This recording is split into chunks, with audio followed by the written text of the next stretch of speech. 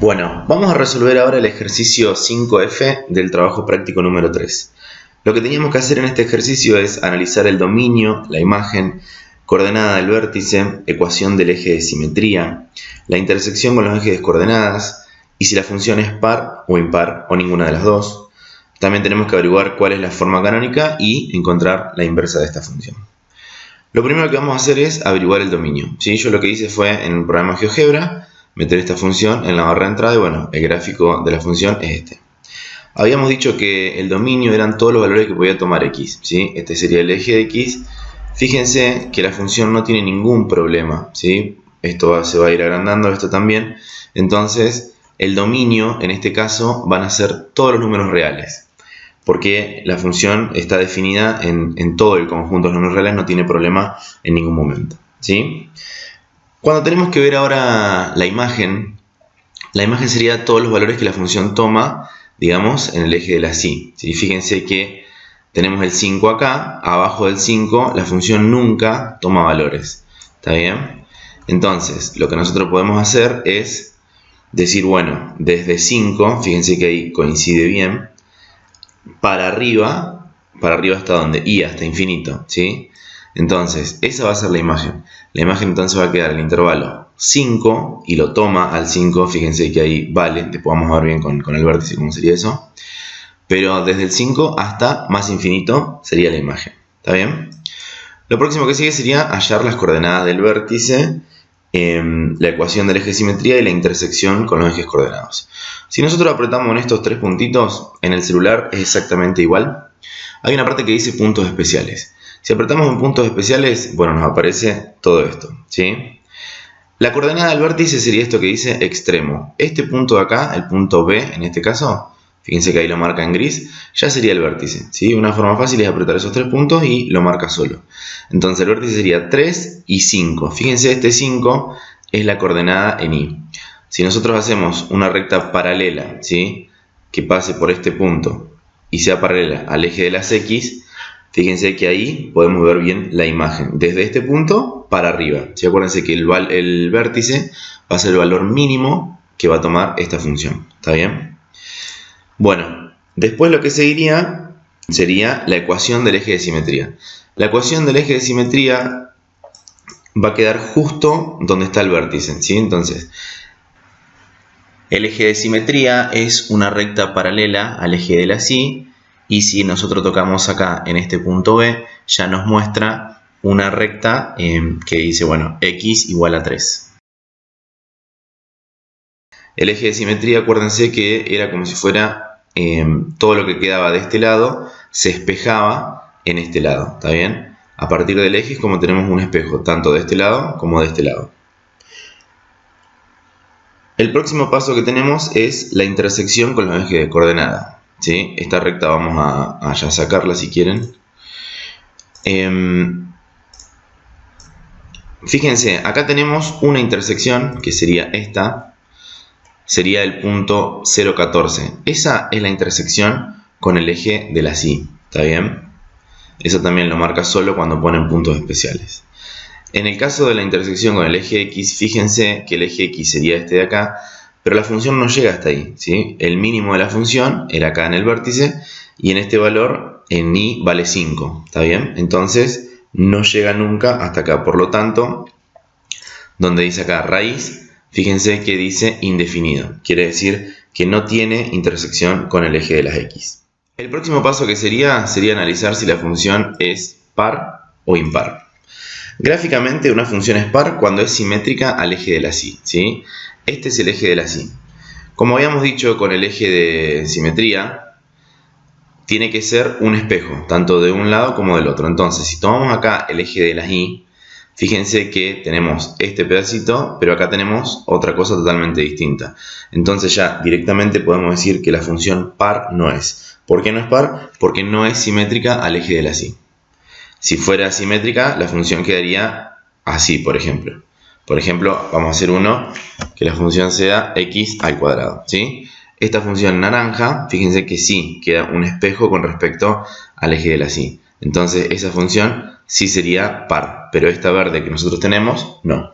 En el caso de la función impar, tiene que ser simétrica con respecto al origen, ¿sí? Todo esto gráficamente. Analíticamente, bueno, vamos a tener fórmulas. ¿Qué quiere decir que sea simétrica con respecto al origen? Quiere decir que la función tiene que quedar como un espejo, pero con respecto al origen, con respecto a este punto, ¿sí?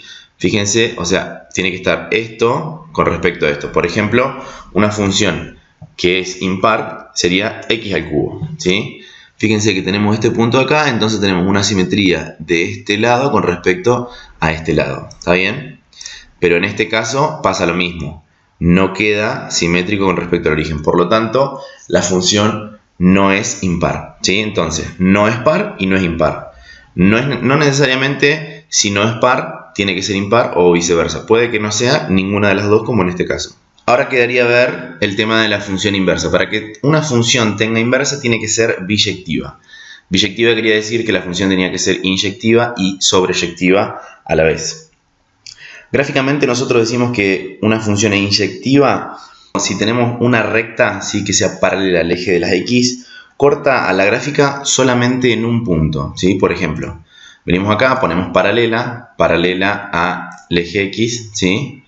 Y fíjense que si la ponemos, no sé, acá, estaría cortando a la gráfica en ese punto y la estaría cortando en ese punto, ¿sí? Entonces, ¿qué tenemos que hacer nosotros? Tenemos que restringir el dominio. Nos quedamos o con esta rama de la parábola o con esta otra rama de la parábola, ¿sí? El eje de simetría sería lo que va a dividir. Fíjense que el eje de simetría está en x, que vale 3, ¿sí? Entonces, tenemos dos formas. Una sería, si nos quedamos con la rama de la derecha, el dominio quedaría desde 3 hasta más infinito, ¿sí? También podemos quedarnos, si queremos, con la rama de la izquierda. Entonces, el dominio quedaría desde menos infinito hasta 3. Cualquiera de las dos opciones sería válida. Además, la función tiene que ser sobreyectiva, ¿sí? Sobreyectiva quería decir que no quedaba ningún valor libre, digamos, en la imagen. Por ejemplo, la función, digamos, no puede ser nunca este valor, ni este valor, ni este valor, ¿sí? Por eso nosotros decimos que nuestra imagen, como ya era desde 5 hasta más infinito, fíjense que si nos quedamos con esta rama solamente, va a tener un valor ahí, va a tener un valor ahí, va a tener un valor ahí, va a tener un valor ahí, ¿sí? Siempre, para todo, vamos a ponerlo así, solamente esto, vamos a ver. Va a tener siempre un valor y va a estar siempre definida. Por lo tanto, la función gráficamente, digamos, es sobreyectiva. Por lo tanto, es biyectiva y va a tener inversa. Ahora vamos a ver cómo encontrar la inversa y cómo encontrar la forma canónica de la función. Nosotros tenemos esta función, que es x cuadrado menos 6x más 14, y tenemos el vértice, que era el punto 3, 5, ¿sí? Entonces, lo que tenemos que hacer es averiguar cuál es la forma canónica. La fórmula, ¿sí?, es esta. Es a por el x menos x vértice al cuadrado más y vértice. En este caso, entonces, quedaría y, ¿sí? A es el coeficiente principal, en este caso es 1, es lo mismo ponerlo o no ponerlo. Entonces quedaría después x menos la coordenada de x vértice. La coordenada de x vértice en este caso es esta, es 3. Acuérdense en los puntos, siempre la primera es x, siempre la segunda es y. Todo esto elevado al cuadrado. Más el y vértice sería 5. Entonces, esta es la forma canónica. Ahora lo que tenemos que hacer es averiguar cuál es la inversa. Recién dijimos que la función ahora, con este nuevo dominio, va a ser inyectiva y sobreyectiva, por lo tanto va a ser biyectiva y existe la inversa. Esta es la forma canónica que nosotros encontramos, entonces lo que tenemos que hacer ahora para encontrar la inversa sería, primero, cambiar y por x, ¿sí? En todos los lugares donde tenemos y, ahora vamos a poner x, y donde tenemos x vamos a poner y, ¿sí? Entonces va a quedar x igual a y menos 3 al cuadrado más 5, ¿sí? Y la idea ahora sería despejar y. Entonces, este 5 lo pasamos para acá, restando, quedaría y menos 3 al cuadrado. Este cuadrado lo pasamos como raíz, entonces quedaría la raíz cuadrada de x menos 5, va a ser igual a y menos 3. Y por último, este 3 lo pasamos al otro lado sumando, ¿sí?